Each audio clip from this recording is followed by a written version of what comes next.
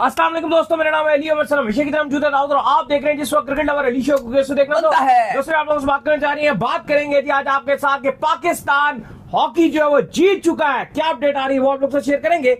बात करेंगे पाकिस्तान प्लेयर्स के हवाले से कि पाकिस्तान प्लेयर्स जो है वो गयाना ग्लोबल जो लीग है अब उसमें भी आपको नजर आएंगे। ये क्या कहानी है वो आपको बताएंगे। वहां अंडर क्रिटिसिज्म आए हुए हैं, क्या वजह है वो आप लोग से शेयर करेंगे। पाकिस्तान की जो अपकमिंग सीरीज है उसके हवाले से बात करेंगे।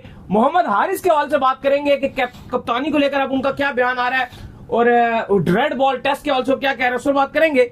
और बांग्लादेश वर्सेस श्रीलंका और इंडिया और इंग्लैंड टेस्ट मैचेस का सिलसिला जारी है, इस पर ही बात करेंगे। और पाकिस्तान की अपकमिंग सीरीज बिल्कुल। तो अगर आप हमारे चैनल पर पहली बार आए चैनल को सब्सक्राइब करें और साथ ही ना भूलिएगा। तो बात का खास करते हैं नबोम खबर के साथ जो हमारे पास आ रही है। तो पाकिस्तान आज हॉकी के फाइनल में पहुंच चुका है, जो कि पाकिस्तानियों के लिए बड़ी खबर है। हॉकी जो आपकी तबाह बर्बाद हो रही थी बिल्कुल एंड पर लगी हुई थी, अब आप उसको देखेंगे कि पाकिस्तान अपने आप को इंप्रूव करके फाइनल में चला गया। भाई देखिए कमाल कर दिया, पाकिस्तान ने FIH नेशन कप में पहली मर्तबा first ever time Pakistan finale के लिए क्वालिफाई कर दिया। मलेशिया कोलालंपुर में यह टूर्नामेंट खेला जा रहा है और पाकिस्तान ने सेमीफाइनल में आज फ्रांस को पेनल्टी कॉर्नर में हरा दिया।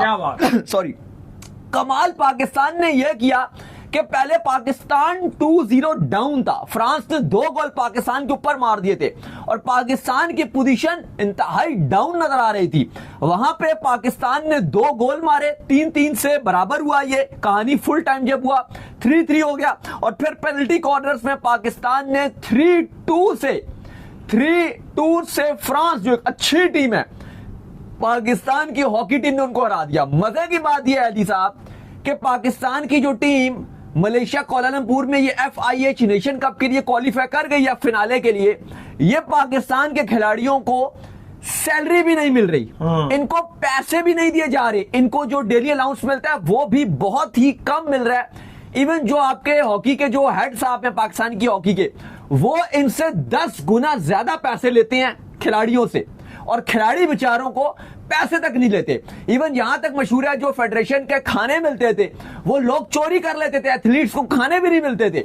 ये बुरा हाल है पाकिस्तान की हॉकी फेडरेशन का और यहां पर जो इंतजामिया है, इतना बुरा हाल है। उसको हरा देना, फाइनल के लिए क्वालिफाई कर जाना और वो भी प्लेंटी स्टोक्स पे जाके कर देना, बहुत बड़ी बात। और जो हमारा विकेट कीपर है मुनीब, इस पूरे मैच में सॉरी जो हमारा गोल कीपर जो मुनीब है, मैंने क्या बोला विकेट कीपर, क्योंकि हम क्रिकेट की बात करते हैं, मैंने विकेट कीपर बोल दिया।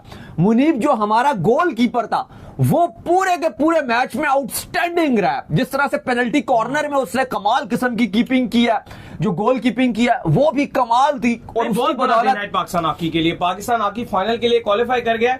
मुझे याद है कि जिस टाइम मैं छोटा होता था वो सोहेल अब्बास हुआ करते थे, प्लेंटी मारते थे यार, सोहेल अब्बास कॉर्नर मारते थे, वो क्या जबरदस्त किस्म की जो है वहां पर वो मारा करते थे, उनको देखने में मजा आता था। वो तो ऑल टाइम अगर आप हॉकी के लेजेंड उठाओगे तो सोहेल अब्बास का नाम तो उसमें आता है। पहले जिसने अब इंडिया पाकिस्तान का मैच होता है, पहले हॉकी के मैच में ऐसे ही आपकी लेकिन बहरहाल पाकिस्तान की हॉकी ने कमाल करके रख दिया। लोग हॉकी देखते नहीं है, लोग हॉकी के बारे में सुनते नहीं है, इनको इसी वजह से क्योंकि मीडिया में हाइप नहीं मिलती तो पैसे भी नहीं मिलते। लेकिन भाई कमाल कर दिया पाकिस्तान की हॉकी ने, बगैर पैसों के ना इनको सैलरी मिल रही, ना इनको डेली अलाउंस मिल रहे, फेडरेशन में करप्शन पे करप्शन, लेकिन उसके बाद पाकिस्तान की हॉकी टीम मलेशिया में ग्रैंड फिनाले के लिए क्वालिफाई कर गई है। बल्ले बल्ले बल्ले। खैर इसके बाद जो अपडेट आ रही है वो आ रही है पाक प्लेयर्स के हवाले से।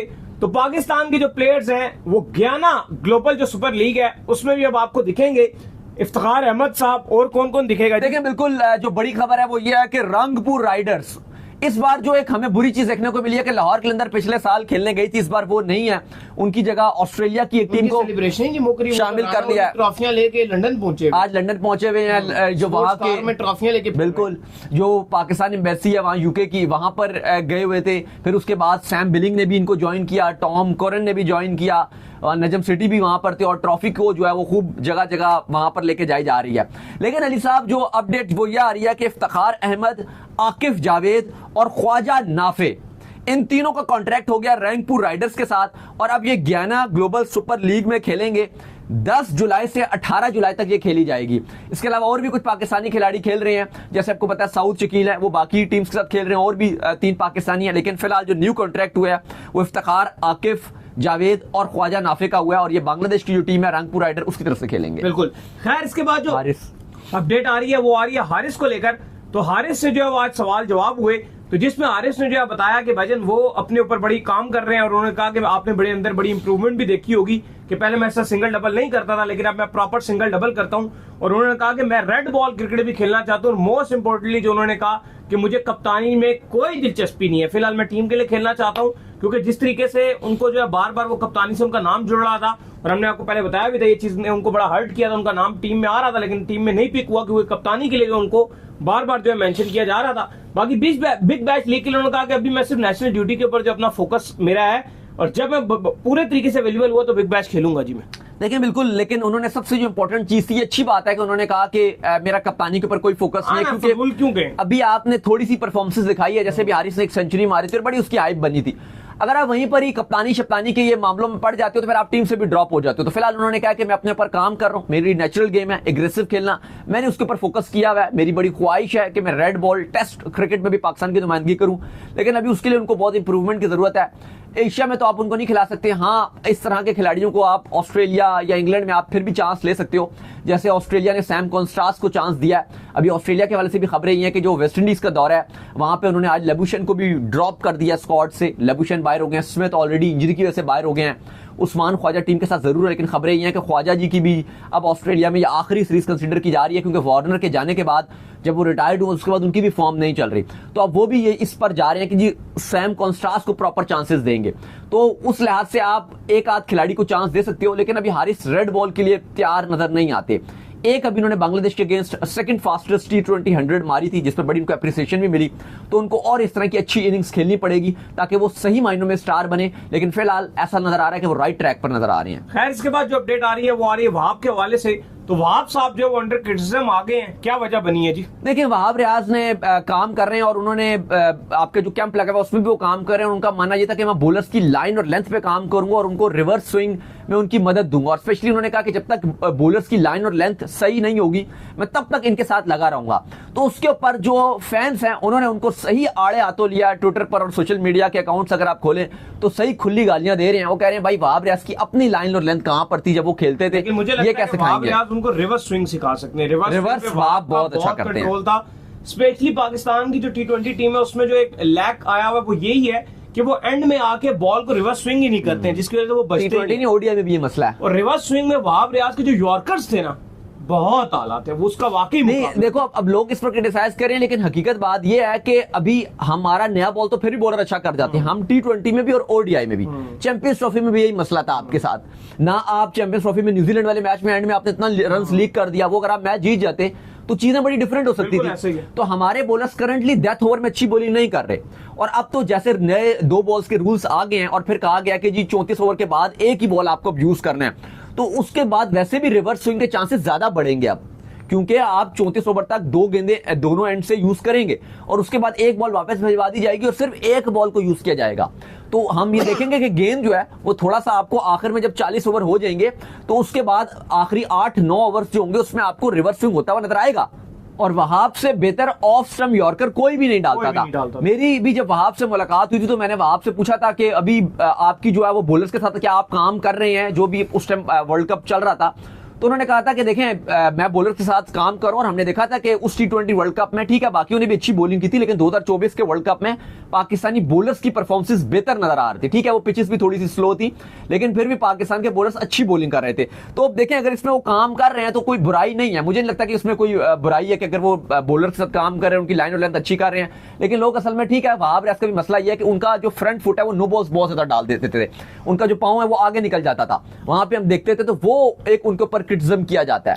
खैर इसके बाद जो अपडेट आ रही है वो आ रही है पाकिस्तान की अपकमिंग सीरीज को लेकर जो वो अपडेट आ रही है।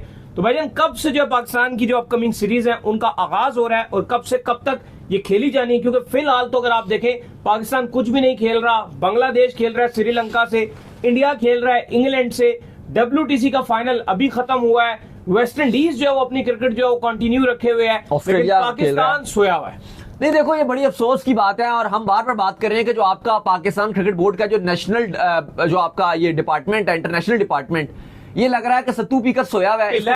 यहाँ के 2 महीने आपने कोई क्रिकेट खेलनी ही नहीं है, ये आपको सोचना चाहिए कि ये कैसे आपने शेड्यूलिंग किया कि इस समय जब क्रिकेट अपने जोबन पर है, टेस्ट क्रिकेट चल रही है, हर जगह चल रही है, आपको टीम्स देखे, इतनी टीम्स वेली आपको नजर आएंगी। आप न्यूजीलैंड को देख सकते हो, बाकी आप टीम्स देख सकते हो, कोई हल्की फुल्की टीम आप देखो जो यही काम होता है ना डिपार्टमेंट का कि भाई आप 2 टीम्स देखो जो आपको लगता है कि वो अवेलेबल हैं, आप उनके साथ सीरीज शेड्यूल करवा सकते हो।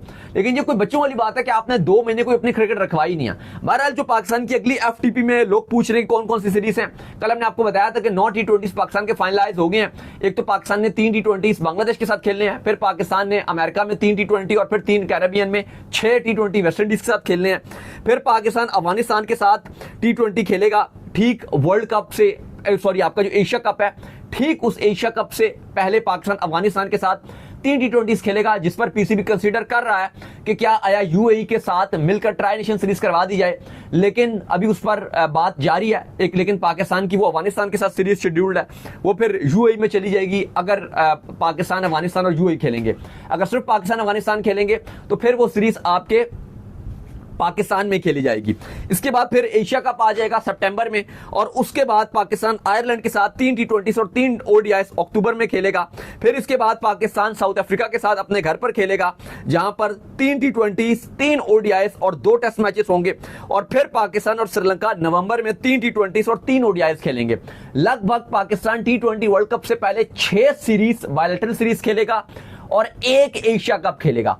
तो थोड़ा सा 2 महीने आपको वेट करना पड़ेगा। अगर आप पाकिस्तान के डाई हार्ट फैन है तो आपके लिए बुरी खबर है यार, 1 महीना आपको इंतजार अभी भी, अगली 20 अभी भी 1 महीना। हाँ, अभी आप कब से इंतजार कर रहे हो? 20 जुलाई से आप दोबारा शुरू करो। हाँ, लेकिन उसके बाद फिर आपकी क्रिकेट बैक टू बैक है, फिर आपको ब्रेक नहीं मिलेगी। खैर, इसके बाद जो अपडेट आ रही है हमारे पास वो आ रही है जो टेस्ट मैचेस, इसका सिलसिला जो है जारी है। एक तरफ बांग्लादेश और श्रीलंका खेल रहा है, एक तरफ इंडिया और इंग्लैंड के दरमियान भी टेस्ट मैचेस जारी है। तो बांग्लादेश श्रीलंका का पहले बता दें क्या बना है। देखें, वो मैच तो थोड़ा सा बोरिंग की तरफ चला गया क्योंकि श्रीलंका ने भी आज 485 पर ऑल आउट उनकी टीम हुई। फिर जब बांग्लादेश ने दोबारा बैटिंग की तो उन्होंने 3 विकेट के नुकसान पे 177 रन बना दिया, यानी कि अभी तक बांग्लादेश 10 रन की लीड ऊपर लेकर चल रहा है। तो 187 रन की लीड हो गई है। अब कल है आखिरी दिन। अब बांग्लादेश के हाथों में क्या वो इस दिन को, इस टेस्ट मैच को इंटरेस्टिंग बनाएंगे? अगर वो तो अर्ली डिक्लेयर करते हैं तो थोड़ा सा मैच में चार्म आएगा कि श्रीलंका के पास भी हो के वो कुछ चेस करने के लिए जाए। लेकिन मुझे लगता नहीं है कि बांग्लादेश को इतना जल्दी डिक्लेयर करेगा। मुझे लगता है कि एटलीस्ट ये लंच कह रहा हूं, ये टी के करीब जाके डिक्लेयर करेंगे, जिसका साफ मतलब ये कि फिर ये टेस्ट मैच ड्रॉ की तरफ ही जाएगा, क्योंकि विकेट बहुत फ्लैट नजर आ रहा है अभी भी। तो बांग्लादेश पे रिस्क भी नहीं लेगा, तो ये टेस्ट मैच तो ड्रॉ की तरफ ही जाता हुआ नजर आ रहा है। दूसरी तरफ जो इंडिया और इंग्लैंड का टेस्ट मैच भी जारी है, वो भी बड़ा जबरदस्त हो रहा है। क्या कहानी है जी उसकी? देखिए, इंडिया ने बड़ा जबरदस्त किस्म का स्टार्ट लिया है और इंडिया की तरफ से पहले जायसवाल ने सेंचुरी मारी है, अब शुभमन गिल ने सेंचुरी मारी है। 300 से ऊपर भारत बना चुका है, 2 सेंचुरी ऑलरेडी आ चुकी हैं, पंत भी 50 रन बना चुके हैं। बहुत ही ज्यादा स्टेबल पोजीशन नजर आ रही है। हेडिंगले लीड्स में खेला जा रहा है मैच। उम्मीद नहीं थी कि इतना अच्छा इंडिया स्टार्ट लेगा, लेकिन इंडिया ने पहले दिन ही डोमिनेशन दिखा दिया। तो चलिए, उम्मीद करते हैं आज हमारा शो आपका पसंद आया। वीडियो को लाइक कीजिए और चैनल को सब्सक्राइब कीजिए, साथ ही बेल आइकन को बजाइए। एक और काम कर लीजिए और वही कर लीजिए इंस्टाग्राम पर आप जाइए। बिल्कुल जी, इंस्टाग्राम पे मुझे फॉलो कर लीजिए, वहां पे मैं मौजूद हूं, दाऊद क्रिकेट के नेम से। अगर आपको सवाल तो भेजिए, उनको भी फॉलो कीजिए। मुझे फॉलो कीजिए, मैं ऑफिशियल के नाम से लिंक डिस्क्रिप्शन में मौजूद है, जाइए फॉलो कीजिए। नेक्स्ट वीडियो तो अल्लाह हाफिज़, बाय बाय।